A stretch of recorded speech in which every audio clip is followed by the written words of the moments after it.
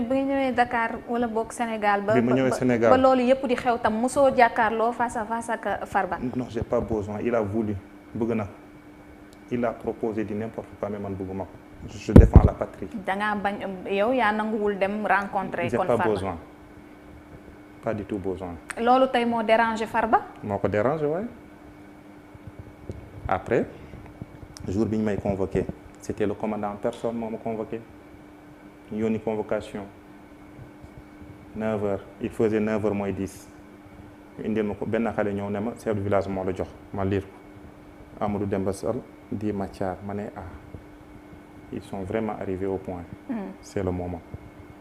ma ne kan moo la ko jox mu ne ma c'est le chef de village ma ne ko ok c'est bon ma woo ko téléphone ma ne ko jot naa fii léegi convocation mu ne ma waaw ma ne ko sur quel motif encore mu ne ma non xaw ma demal directement ma ne ko ok bi yoon nag dama fas woon dem. a préparé wu dem gis samay kilifa waxtaan ak ñoom expliquer leen lépp même ñoom dañoo tiit. te ins boobu jusque là on était en deuil parce que xam nga suñu deuil ça dure 4 mois 10 jours. mère yaa ngi si biir. muy déranger toute une famille toute une population après booru midi laa dem à ma grande surprise bi ma egg lan laa fa gis gendarmerie Agnam mobilisé gendarmerie Thilogne mobilisé gendarmerie Thiambe mobilisé gendarmerie Ourossogui mobilisé pour ma personne ñoom ñëpp si camp si commissariat des Agnam brigade des Agnam maanaam bi ma ñëw ànd ak samay ñaar nijaay ñu dugg benn gendarme dafa njëkk jóg yow yaay kan ma ne ko man maay Mathiar dama am nga chance mu ne ko looy expliqué ni sama nijaay bi ne bul ko tontu ma ne ko non damay wax ak moom mu wax ba pare ma ne ko moi j'ai pas affaire avec toi c'est le commandant qui m'a convoqué je vais le répondre ma dugg toog xaar sama heure sama audition ñëw ñu ne ma lii sa Facebook la dañ siy gis lii ak laa ak lii ak lee ñu génnee lépp lu ñu génnee ma ne ko waaw lii man la sama page la man maay Mathiar Sall force armée ñu génne ay publication maanaam benn jour maanaam bu booy di toj banque bi ñoom dañoo génnoon largué ay lacrymogène. C'est des innocents qui ont avalé toute la poussière ou toute la fumée ay femmes yoo xamante ne dañoo am ay 70 ans 80 ans tuuti ñu dee. am na benn mère da si xam tuuti mu gaañ. ba tey jii nii daf feebar je peux te le dire. ci la. ñu woon ma benn publication ma ne je suis pas à la hauteur de cette publication ñu ne ma comment ça se fait ma ne je suis pas à la hauteur de cette publication lépp loo indi fii loo xamante ni man maa ko def du ma ci rëcc te du ma daw ginnaaw man la. boobu jógeewul woon sa compte Facebook. waaw dañ ko piraté. vidéo la woon wala. photo waaw piratage la woon après ñu ne ma toute façon demal nga toog ñu bind ñu génne ay dossiers ñu ne ma signal ma commencé di lire. partie boobu xam naa lu ñu ci bind ma signé ma ubbi beneen partie mu ne ma t'as pas le droit de lire te naka signé ma ne ko non je signe pas ce que je connais pas. li ma xamul du ma ko signé mu nekk fii mu nekk Europe li ma xamul du ma ko signé mu bind refus de signer ma ne ko ok ci la ñu dugal ma garde à vue. moom mooy motif bu nga xamante ni moom amul mooy juste après bi nga xamee ni mooy attaque bi nga xamante ni amoon na bañ jàppoon ci xale yi. voilà. boobu mooy deuxième convocation bi ñu la defal. maanaam dans une journée je reçois 2 convocations. dans une journée nga recevoir 2 convocations. et chaque mais benn bi convocation amul woon objet lan moo tax ñu convoqué la mooy bi nga njëkkoon ne doo dem après nañ la indilaat beneen. waaw. ci nga demee. waaw léegi ñu garde à vue la parce que da nga bañoon signé. non parce que dañu ma ne je suis à la hauteur de ces publications man leen ban preuve ngeen ci am ci man amoon leen ci man benn preuve. ñoom de toute façon t'es arrêté. mais yooyu publication yooyu yaa ko moomoon sauf benn bi nga wax ni dañ ko piraté. voilà ci la ñu programmé avant 14h 15h ñu transféré ma Matam Ourossogui plutôt pour que je sois présenté le lendemain devant le juge mais gis nañu te waxoon naa leen c'est pas n'importe qui la ñuy jël di ko jaay l'injustice. parce que ñun defuñu loo xamante ni on mérite la prison non on est là pour défendre la peau on est aux côtés de la justice on combat pour que la justice soit faite sur tout bépp problème boo am si biir Sénégal ou si biir gox bi on combat pour ça après ils ont vu en une journée que les réseaux sociaux sont explosés Ils ont vu qu'en une journée, les journaux, les sites internet, je les remercie de passage. Je remercie aussi à tous les sympathisants, des amis, la famille surtout. jàpp nañ ci combat bi ñoom ñëpp les kilifa ñoom ñëpp daal. Après ça leur a dépassé, je peux dire dafa dépassé maire bi. te lépp loo ci gis mooy ci ginnaaw lépp parce que loolu daf ko fàtte woon yéene. depuis longtemps voilà. voilà ci lañ ma présenté le juge. ñu ne ma naa ñëwaat le 4. le 4 ma dem def sama présence 4 octobre tey laa jot notification comme quoi que je dois me présenter devant le juge le 4 novembre incha allah. Et on sera nombreux, Inch'Allah, ce jour au tribunal, devant le juge. Voilà. léegi ñoo fa mujjee. Oui, là, je viens de... nee naa la dama jot tey notification, comme quoi que le 4, je dois me présenter devant le juge. Ouais. Alors am na loolu yëpp loo xamante ni toppoon na ci publication boobu nga xamante ni yaa ngi ci doon tudd ne Agnam gendarmerie ba dafay liggéey ngir compte ki nga xamante ni moom moo di Farba Ngom. loolu yàgg nañ ko wax. mais boobu da nga ko publier. boobu du sama publication boobu moo causé problème yëpp man bi ma audité daf ma ko ne bii du sama publication.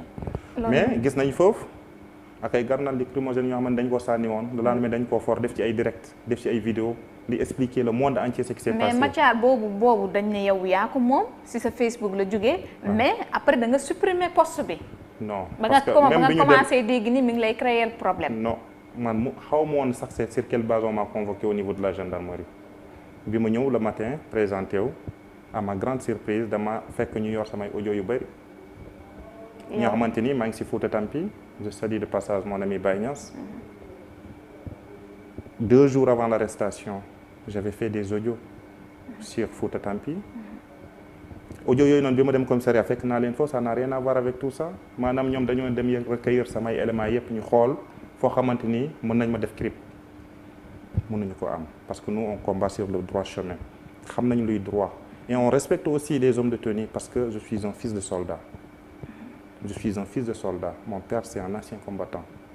Qui m'a tuddee, il fut ministre des forces armées. moo tax nga tuddee sa bopp Mathiar Sall force armée. sama homonyme la force armée depuis tout jeune. tous des vieux et jeunes si tur boobu la ñuy jaar mooy màgg nii ba léegi. je les respecte j'ai beaucoup d'amis policiers j'ai beaucoup d'amis gendarmes aussi. mën naa la ne tey am na yenn ville su ma fa demee je dors avec des gendarmes. même fii là où je suis. le soir tous les soirs je suis avec des policiers ou avec des gendarmes. maanaam ñoom dañ ma bëggoon indil problème ci armée sénégalaise. alors que nous on a combattu pour la fierté du pays. nos parents ils ont mouillé le maillot pour que le Sénégal soit un bon pays. ils ont libéré des puissances internationales aussi. voilà donc nous on n'a rien à voir sur des problèmes de la police ou avec l'agence. c'est la première fois sama kër convocation dugg sama gàll. parce que sa direct yi tamit ci benn partie dafa meloon ni à chaque fois da nga doon jeter ci le discrédit ci li nga xamante ne moom moo di gestion mairie bu Matam mais di attaquer aussi ouvertement ki nga xamante ni moom moo di Farba. tantôt je te disais que ni këram saccagé nañ ko fa. ba mu waraloon tamit doomam génn jour boobu di jàmmaarloo ko ñi nga xamante ni ñoom ñoo di ndaw yi. or mi bi njëkk bi nga doon nettali sànq aussi. c'est pas la première fois ñuy toj këram en 2009 bi ñu sosee APR sama gala lañ ko sos foofu ci biir Fouta président bi muy njëkk wàcc Fouta sama gala la woon yor naa fi sax tous les images ñun ñoo leen accueillir biir Fouta Farba mi ngay wax musul am politique musul am base pour te dire bi ñu dem 2009 gagné PDS dans la localité dañoo defoon benn liste bu parfait après les élections des conseillers macha allah ñu dugal suñuy nit ci maire bi mais moom dafa trahir ce soi-disant adjoint du maire moo defar listam moo ko teg fii ba tey ci ginnaaw maire bi ça c'était parce que Agnam mu ngi doog am mairie en 2014 depuis le temps passé c'était la communauté rurale mais c'est en 2009 que APR a pris le pouvoir au niveau des Agnam premier combat première réussite. et moo ñoom dañoo il y avait une trahison une forte trahison. yéen a ko soutenir woon. waaw ñun ñoo ko créé pour te dire amul soutenir ñun ñoo ko créé on est les initiateurs de Benno Bokk Yaakaar au niveau de la localité Farba il n'est rien absolument rien là-dessus ku amul base nan lay mën a defar coalition ou des trucs comme ça bi ñu dem ñoom ñu dugal seen liste benn pas yal na ko yàlla aaree aljanna sama père la Abdoul Aziz Kane moom moo waroon nekk président de communauté rurale mais c'est de soi-disant adjoint du maire qui est là jusque-là Souleyba moo dem defar listam jour l'élection des conseillers ñu trahir dugal seen liste mu nekk président communauté rurale ba 2014 yàlla def Agnam nekk mairie ñu def une liste il y avait Farba Ngom moo def boppam mu ne Macky moo ne moo nekk maire ñu nangul ko ñu soutenir ko ba mu am après ils n'ont pas respecté la liste moo tax ma ne la deuxième adjointe elle ne figure plus dans la mairie kenn xamul fi mu nekk dafa disparaître pour te dire léegi depuis boobu adjoint boobu moo fa toog voilà année boobu moom toj nañu gàllam toj nañu otam mais loolu acharnement bu yàgg la ci kawam nag.